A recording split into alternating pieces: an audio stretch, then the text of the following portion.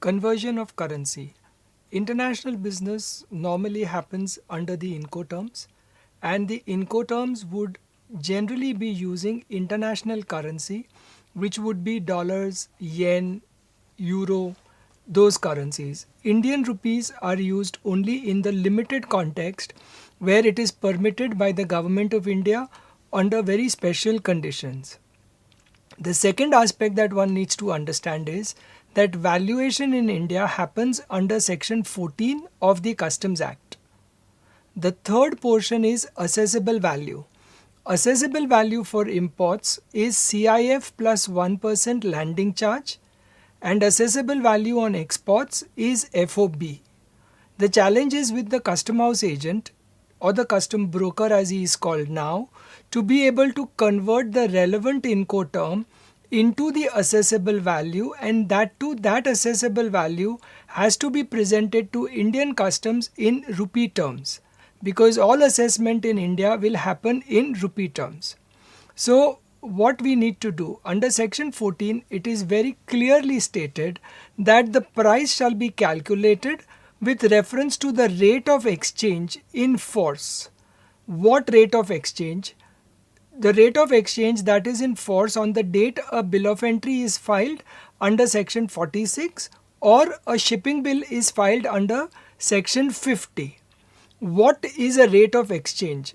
The rate of exchange is either determined by the board, or the board would prescribe a model whereby the rate can be determined. Normally in India, on a monthly basis, the Central Board of Customs and Excise comes out with a notification giving the prospective rate of exchange that has to be charged. It would revoke all earlier notifications issued in that regard. In case a particular currency is not listed in the notification issued by the customs, then the procedure laid down is that the exporter or the importer, as the case may be, normally it can be an importer only because India does not permit export transactions in all currencies. So on an import cycle, the custom broker or the importer is expected to write a letter to his authorized dealer, and the authorized dealer would give an exchange rate.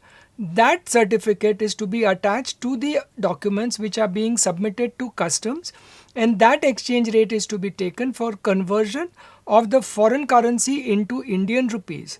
So that means there are two ways in which the rate of exchange is determined. One, when the CBEC issues a circular which is normally done on monthly basis. In case there is a high volatility of the exchange rates, then notifications are issued even in the interim period.